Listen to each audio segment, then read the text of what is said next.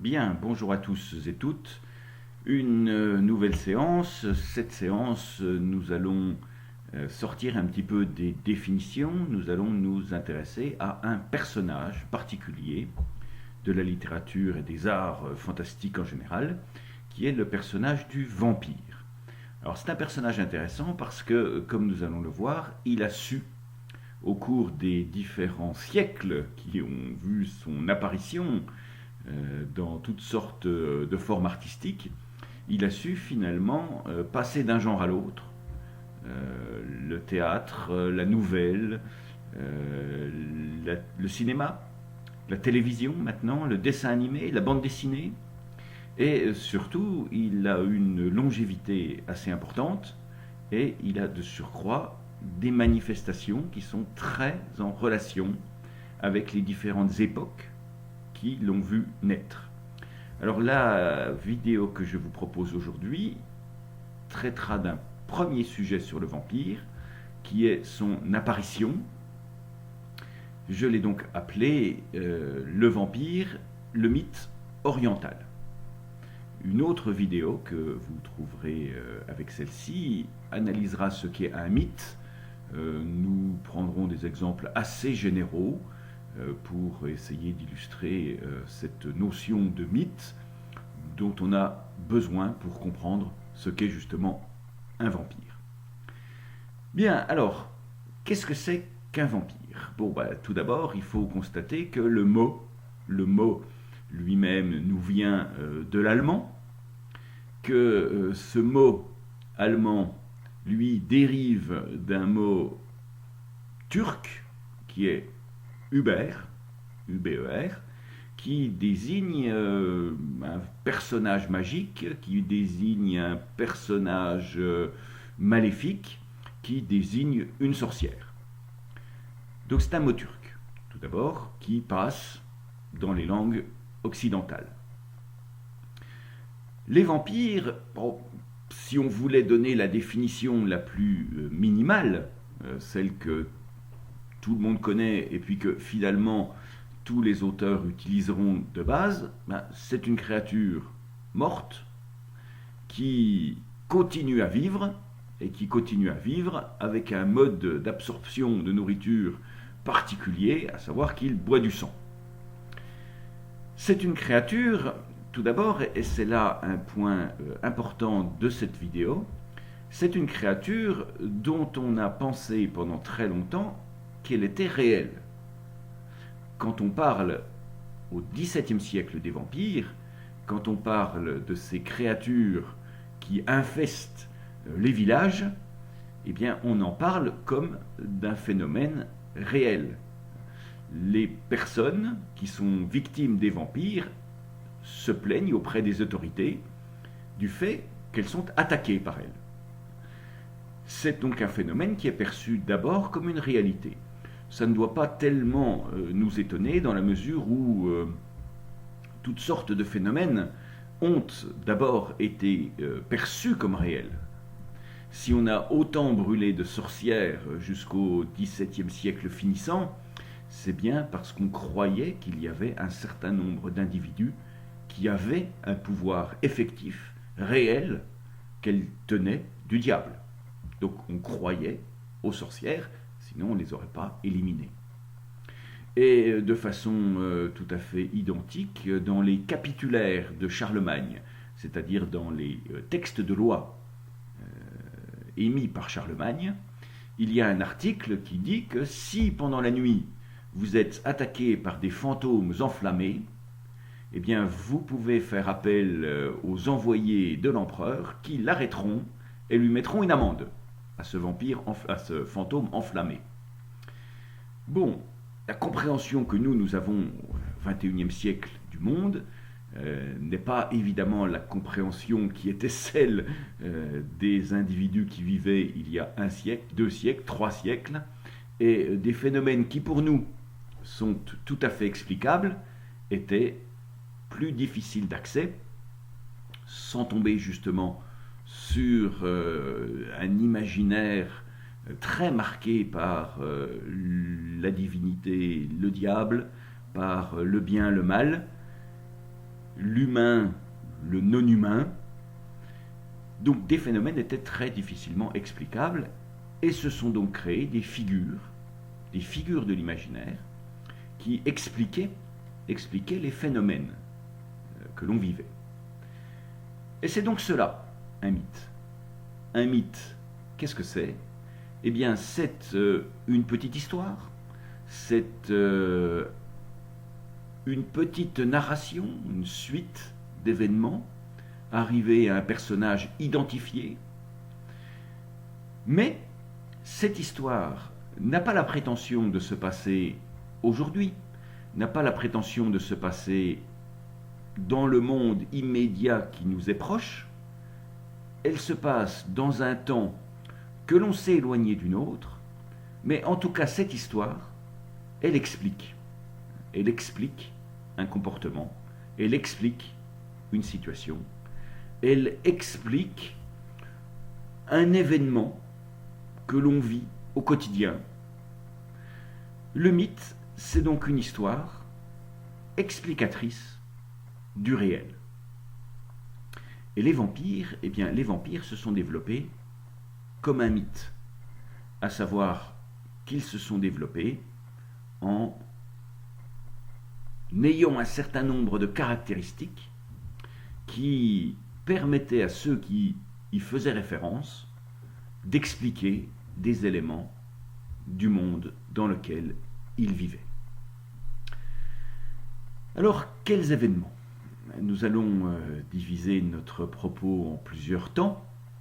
Et le premier temps, c'est donc de constater que au XVIe et surtout XVIIe puis XVIIIe siècle, en Europe centrale, en Serbie, en Russie, en Bulgarie, en Hongrie, un peu en Autriche, en Europe centrale donc, se développe alors appelons ça une épidémie, une invasion de manifestations vampiriques. On voit dans tout un ensemble de villages des créatures que l'on associe à des vampires. Les habitants de ces villages n'ont pas conscience qu'ils font appel à des créatures imaginaires. Les habitants de ces villages croient fermement qu'il existe dans leur entourage des créatures qui viennent les étouffer, qui viennent les malmener, qui viennent leur parler, les assassiner. Ils croient fermement qu'ils sont la victime de ces créatures mortes qui reviennent par-delà la mort pour persécuter les vivants. Donc c'est un phénomène qui est perçu comme étant une part de la réalité dangereuse, une part de la réalité anormale tout de même. Et les auteurs qui nous rendent compte de ces phénomènes vampiriques sont généralement les autorités politiques, les autorités militaires, les autorités religieuses. C'est des textes théoriques, c'est des textes techniques, c'est des textes de témoignage.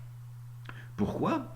Eh bien parce que les villageois qui sont attaqués par ces vampires, ils en appellent à l'autorité la plus proche, et cette autorité, eh bien c'est les médecins pour les soigner, c'est les militaires pour les défendre, c'est les popes, nous sommes plutôt dans un monde orthodoxe, c'est les religieux au sens large, pour chasser ces esprits diaboliques, c'est encore l'autorité royale ou impériale que l'on invoque pour qu'elle dépêche des individus pour nous protéger. Nous avons un très grand témoignage de cela. C'est un texte assez tardif, puisqu'il date de 1732. C'est le Visum et Repertum. Alors qu'est-ce que ça veut dire déjà? Visum et Repertum, on reconnaît un petit peu des racines qui serviront à des mots français, ça veut dire vu et répertorié, vu et consigné. Ceux qui ont écrit ce texte, ils ont mené une enquête. Et ce qui est très intéressant, c'est que ce sont des médecins. Le Visum et Repertum, il est écrit par un chirurgien-major des régiments, donc un militaire, mais un médecin militaire, ainsi que deux de ses assistants, qui sont dépêchés de Belgrade, dans un petit village de Serbie qui est victime, autour de décembre 1731, est victime d'attaques vampiriques. Que vont faire nos médecins? Eh bien, ils vont faire une chose toute simple, en apparence, c'est qu'ils vont tout d'abord interroger les personnes qui ont vu ou sont victimes des vampires. Et ce qui va leur être dit, c'est relativement simple. C'est qu'un certain nombre de personnes qui sont mortes reviennent la nuit pour en étouffer d'autres, pour en malmener d'autres, vivantes, et pour les conduire à la mort.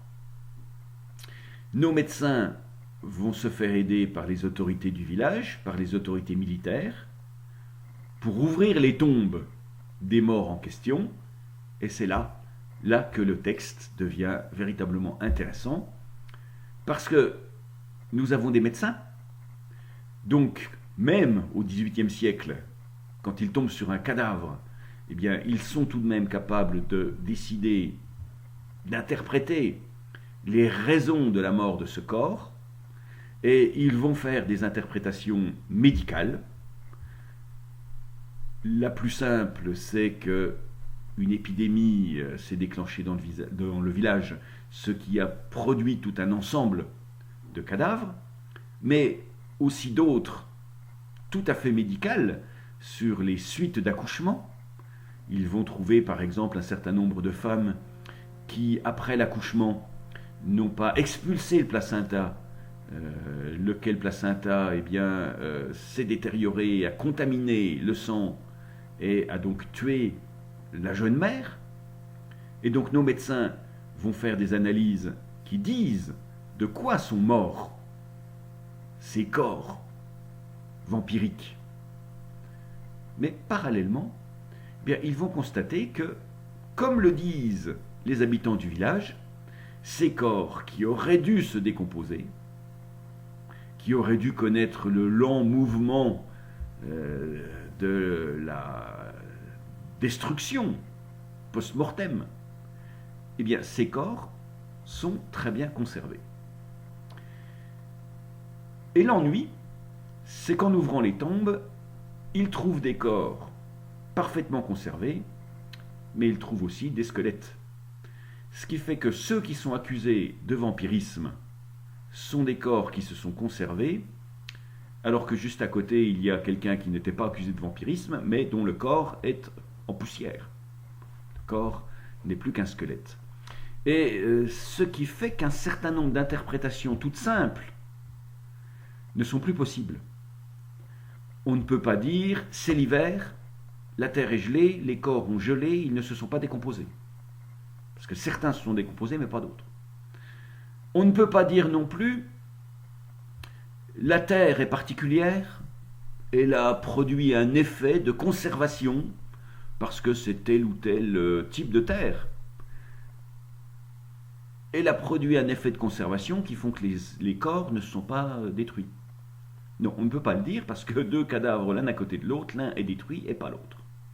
Donc nos médecins produisent donc un rapport qui est un rapport qui témoigne de ce qu'ils ont vu et ce qu'ils ont fait, un témoignage qui nous dit clairement de quoi sont morts les prétendus vampires, mais qui n'a pas d'explication sur le fait que certains cadavres ne se décomposent pas après la mort. Alors regardons-le, ce texte qui fait une trentaine de lignes. Ayant entendu dire à plusieurs reprises, c'est donc le médecin-major qui parle, que dans le village de Medvegia, en Serbie, les soi-disant vampires faisaient mourir un grand nombre de personnes en leur suçant le sang, et nous avons un médecin. Et ce médecin, il est rationnel, les soi-disant vampire, il n'y croit pas. J'ai reçu l'ordre et la mission du commandement supérieur de Sa Majesté, le roi de Serbie, de faire la lumière sur cette question et d'enquêter avec l'appui de 2 médecins adjoints. Notre examen des faits se fit par devant le capitaine de la compagnie des Heyduks. Heyduks, alors voilà un mot que je vous demande de garder en tête parce qu'il est très important pour la suite. Le Heyduk s'appelle Gorshish Heyduk Burjaktar et les autres Heyduks les plus anciens de l'endroit. Ceux-ci, après qu'on les eut interrogés, déclarèrent unanimement qu'il y a environ 5 ans, un Heyduk du pays nommé Arnold Paul se brisa le cou en tombant d'une charrette de foin. De quoi est mort Arnold Paul? Il n'y a pas d'incertitude. Il est mort en tombant d'une charrette de foin. Sauf que, quand il était vivant, il avait dit quelque chose. Le dit Arnold Paul aurait raconté à plusieurs reprises au cours des années précédentes avoir été victime d'un vampire près de Kassova, dans la Perse turque. Alors là aussi, je vous demande de garder cela en tête, dans la Perse turque. Arnold Paul, il est mort de mort naturelle, mais comme il avait été attaqué par un vampire, après, il en serait devenu un. Comment devient-on vampire? Eh bien, quand on a été attaqué par un vampire. Le Heyduk Jobira fait savoir que sa belle-fille, Stanjoïka, s'étant couchée 15 jours auparavant en parfaite santé, poussa une nuit un cri effroyable.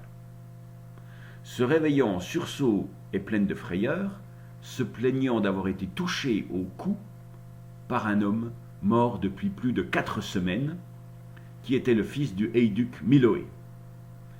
Bon, il y a eu Arnold Paul comme cas dans le village, je suppose que c'est un vampire, mais il a sans doute contaminé les autres, puisque le fils du Heyduk Miloé, qui était mort depuis 4 semaines, a attaqué une jeune fille. Et il l'a attaquée évidemment dans ses rêves. Il l'a attaquée en lui serrant le cou. Le problème, c'est que la jeune fille meurt, décline d'heure en heure, nous dit le texte, elle mourut au bout de 3 jours. C'est pourquoi, continue donc notre médecin, ce même après-midi, après avoir entendu les témoins, nous allâmes au cimetière, accompagnés du Heyduk du village, pour y faire ouvrir les tombes suspectes et examiner les corps s'y trouvant. Cette enquête nous révéla les faits suivants. Et c'est là donc que commence la curiosité. Parce qu'on ouvre des tombes, plein de tombes.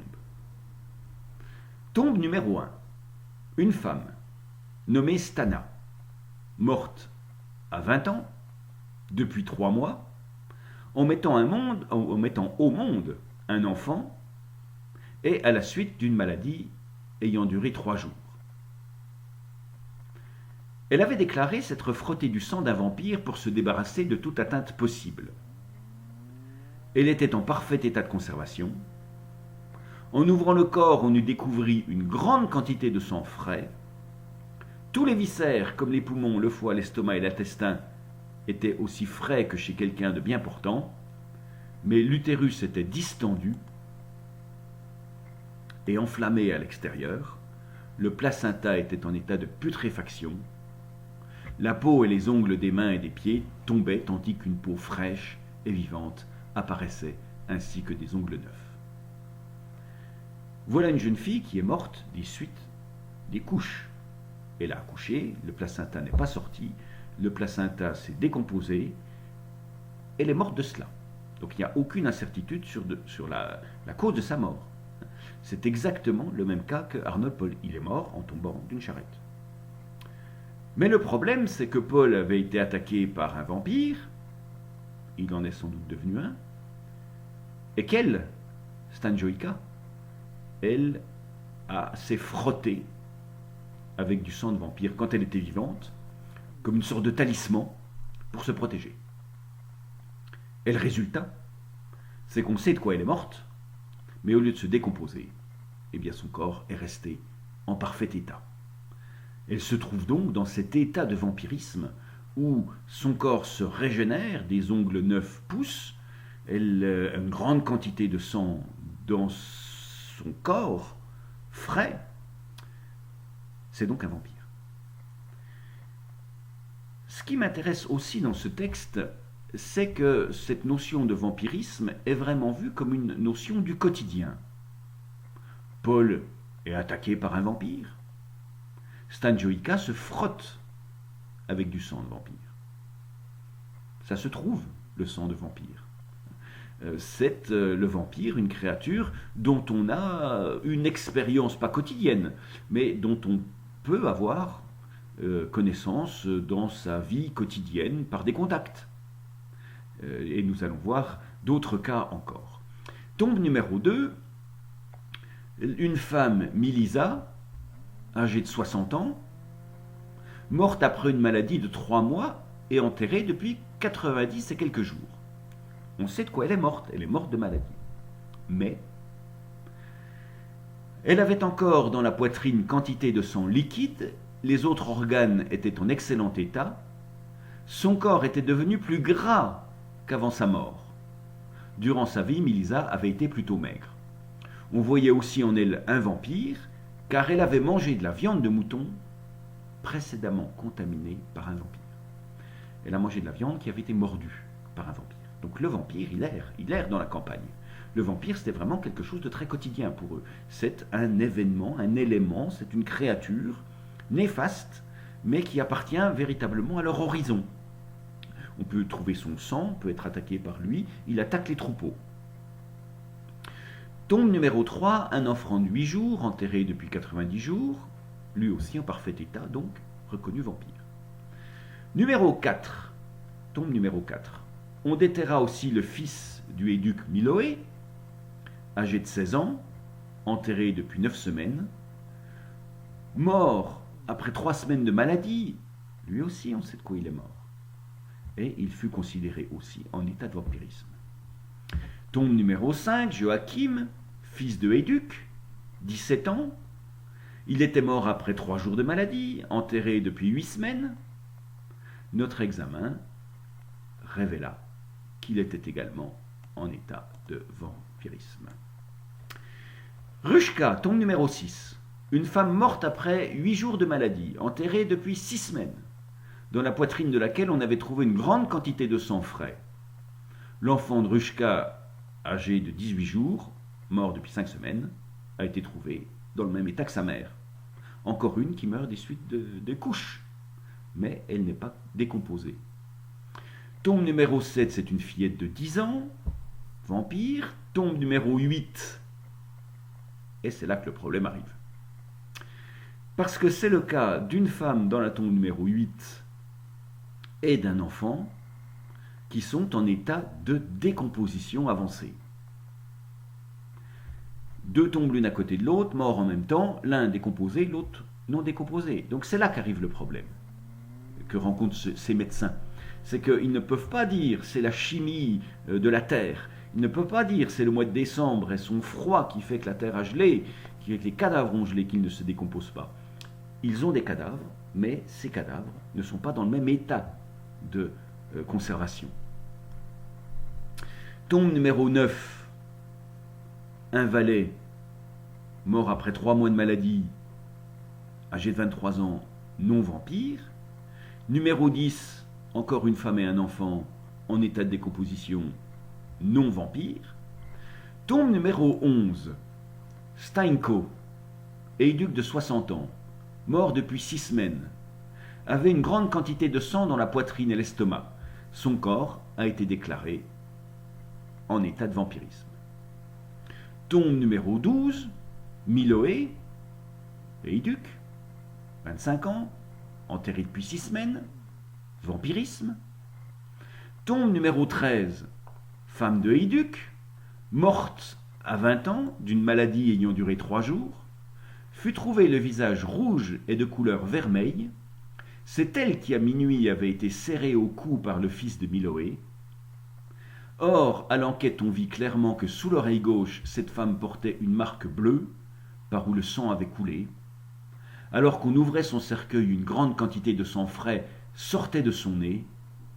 Tous les organes se trouvaient en parfait état de conservation, ainsi que la peau de tout son corps, les ongles des mains et des pieds.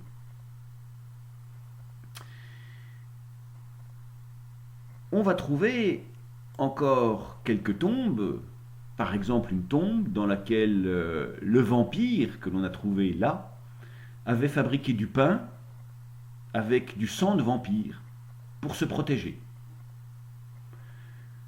Le talisman se retourne donc contre elle, contre cette personne, puisque après sa mort, elle devient vampire. Après avoir pris acte de tout ce qui précède, nous dit le médecin, que faire? Il veut maintenir la paix civile. Et donc il fera ce que l'on fait pour se débarrasser des vampires. On coupa les têtes des corps reconnus en état de vampirisme. Comme on ne veut pas faire ça soi-même, parce que ce sont des créatures néfastes, on va faire appel à des parias pour le faire. Cette tâche fut effectuée par des bohémiens de passage. Ensuite, on brûla les corps, puis on jeta les cendres dans un cours d'eau, la Moravia. On a ensuite replacé les autres cadavres dans leur cercueil. Des témoignages de ce type-là, nous en avons beaucoup. Nous en avons beaucoup, et ce sont toujours des textes, je le répète, des textes de témoignages, ce ne sont pas des textes littéraires. C'est des textes qui nous disent que dans cette région qui est l'Europe centrale, dans ce 16e, 17e, 18e siècle, des créatures s'attaquent aux villageois. Avec des manifestations toujours identiques, ce sont des morts qui ont eu des contacts avec des vampires lorsqu'ils étaient vivants. Ils n'ont pas forcément été tués par les vampires. Ils ont simplement eu des contacts avec. Et la nuit, ils reviennent, ils oppressent, ils boivent le sang, ils serrent le cou. Parfois, ils se contentent de vider tous les pots de vin de la maison. Ils font tourner le lait, ils vident les cruches d'eau. Nous en avons un, par exemple, qui revient toutes les nuits voir sa femme pour lui réclamer ses souliers. Donc une infestation, et les gens se plaignent, les gens demandent à partir. Les gens exigent une intervention du pouvoir politique ou religieux, militaire, ou ils quittent la région. Donc on intervient, et on intervient comme le fait le médecin dans le visum et repertum, on coupe en général les têtes, on brûle les corps, on disperse les cendres. Donc le vampirisme, c'est un fait, c'est une donnée, c'est une réalité qui appartient au quotidien de ces individus d'Europe centrale du 16, 17, 18e siècle. Alors comment l'expliquer? Comment l'expliquer?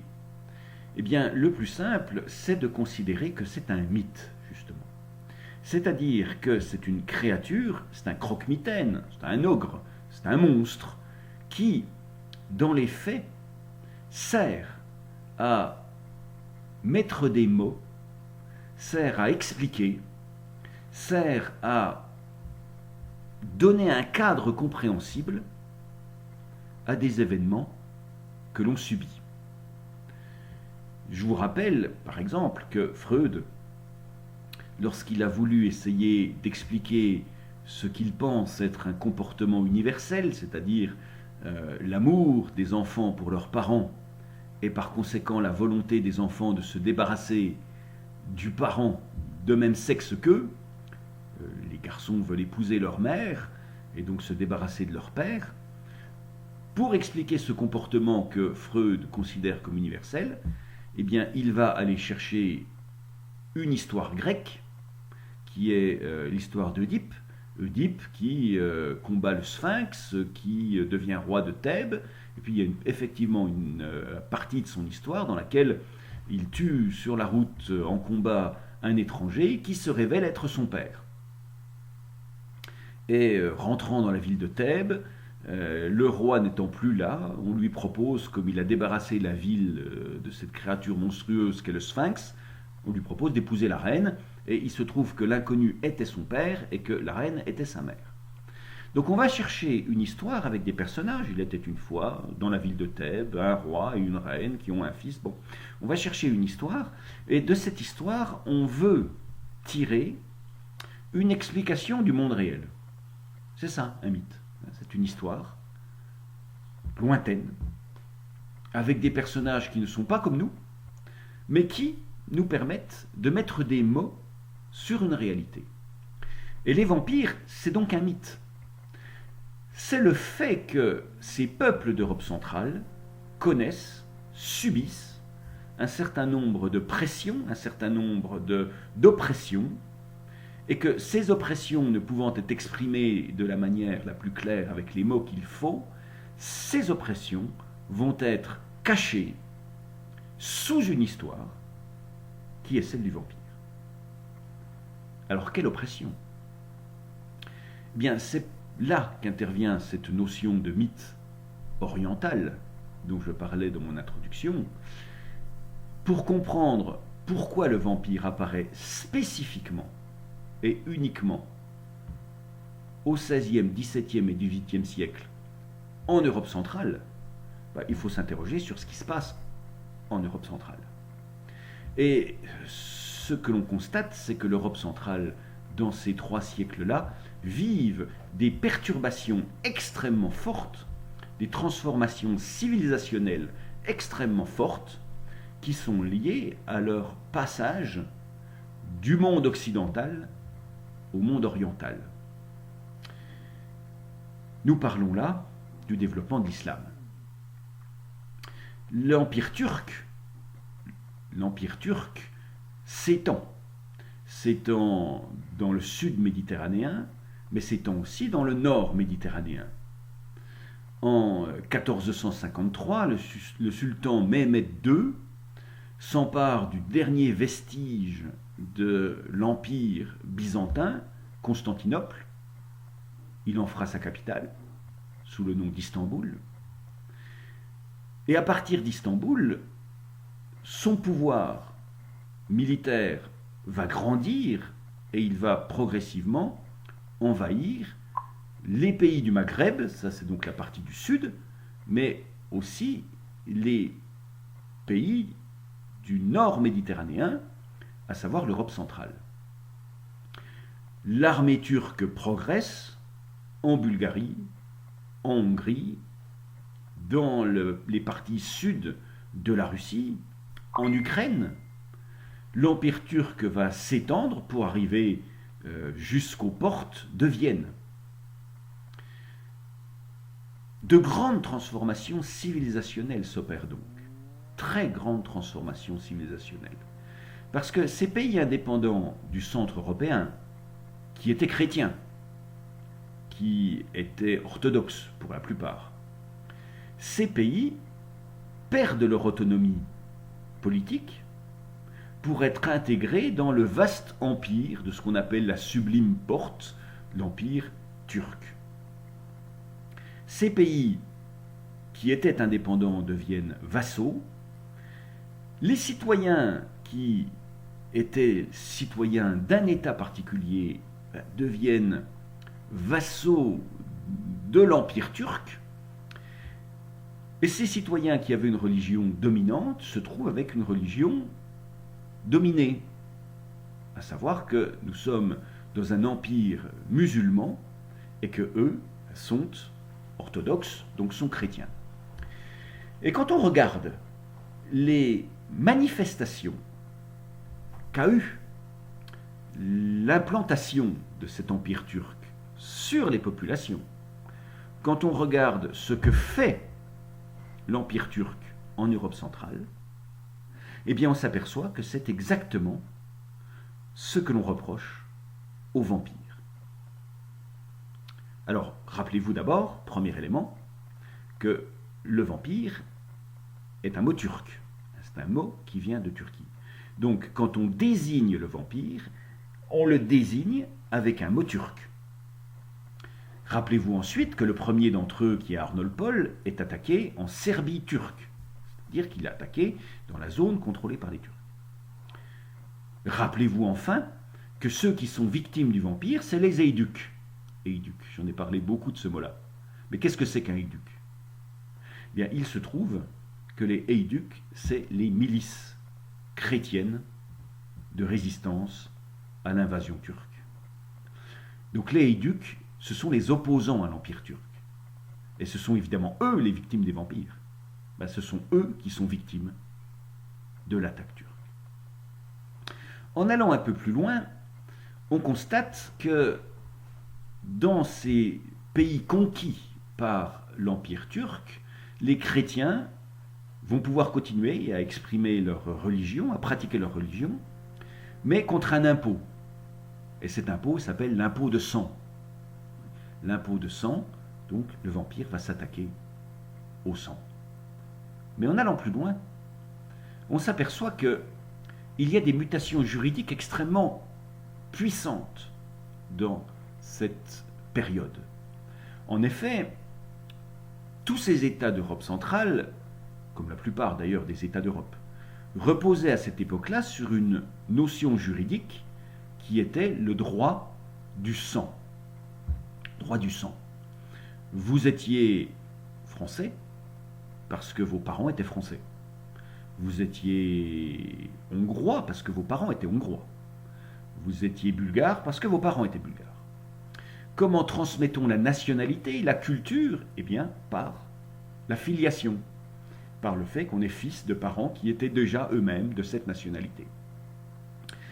Tout cela, avec l'Empire turc, disparaît. On passe à un droit du sol. L'Empire turc s'étend jusqu'à Vienne, je l'ai dit, il s'étendra dans le Maghreb, un peu dans le Maghreb. Donc toute une zone, toute une immense partie de la Méditerranée devient turque. Les citoyens turcs ne sont pas turcs parce que leurs parents sont turcs. Ils sont soumis à l'Empire turc parce qu'ils sont nés sur des territoires dominés par les Turcs. Et donc le droit, le système juridique de ces pays conquis, qui reposait sur le droit du sang, va passer sur le droit du sol. Et le vampire, donc, il s'attaque au sang. Il s'attaque à ce sang qui transmet la nationalité. Donc vous voyez, nos habitants de Medvegia, ce village, ou d'un autre village, ils meurent de maladie.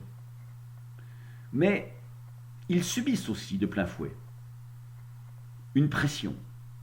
Leur quotidien est un quotidien de guerre. Leur quotidien est un quotidien de maladie, leur quotidien est un quotidien d'épidémie et de transformation civilisationnelle extrêmement forte.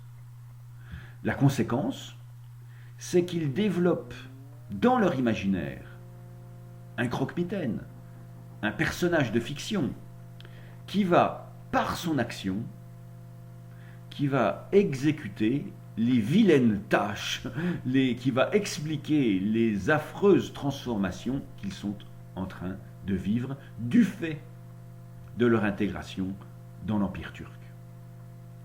Je ne dis pas les Turcs m'oppriment, mais je dis je suis attaqué par un vampire.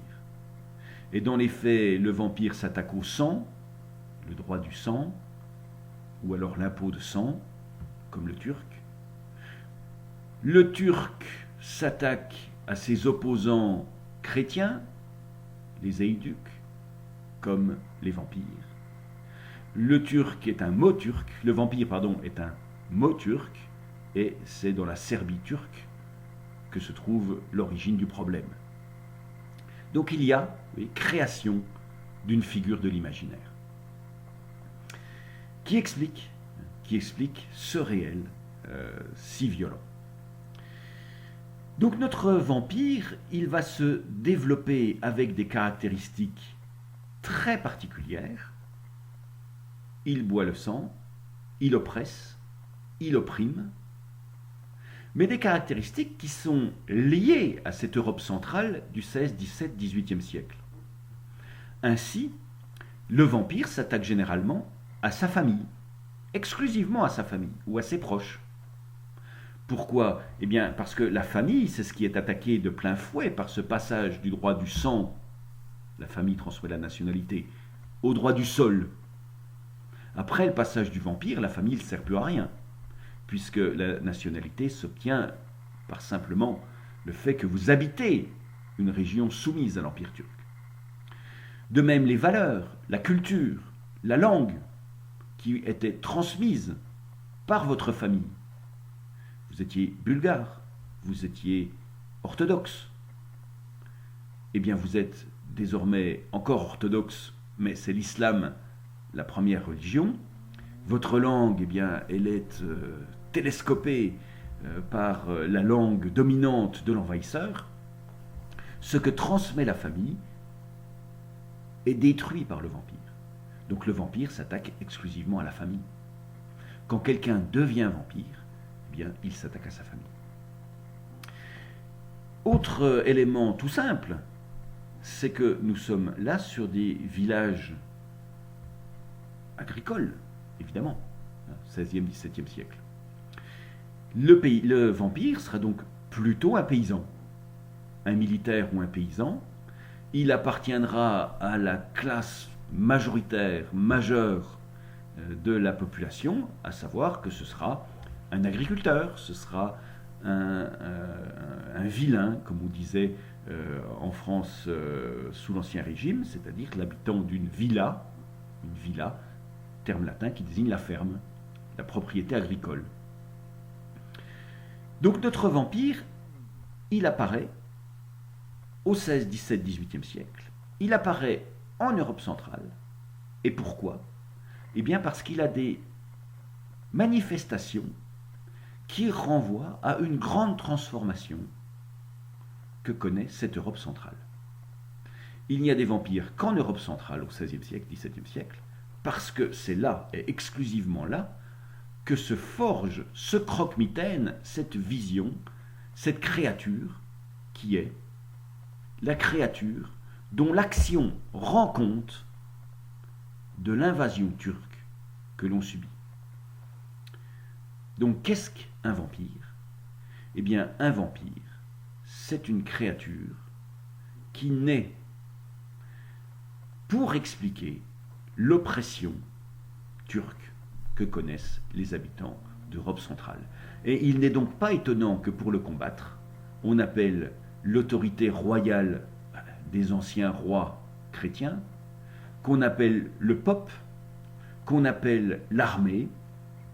Nous sommes dans des situations de guerre, d'invasion, de domination, et donc on fait appel aux vestiges de l'ancien pouvoir pour combattre le vampire, qui lui incarne le nouveau pouvoir dominateur. Voilà donc comment naît le vampire. Et nous ne sommes pas du tout là dans la littérature. Nous sommes dans des traités techniques, scientifiques. C'est quand le vampire va arriver en Europe de l'Ouest, en Allemagne, en Grande-Bretagne et en France, qu'il va prendre une parure, une apparence littéraire. Et pour ce faire, il va changer d'interprétation, mais il va aussi changer de costume. C'est l'objet de ma seconde vidéo sur le vampire comme mythe. C'est la vidéo sur l'arrivée du vampire en Occident. À bientôt.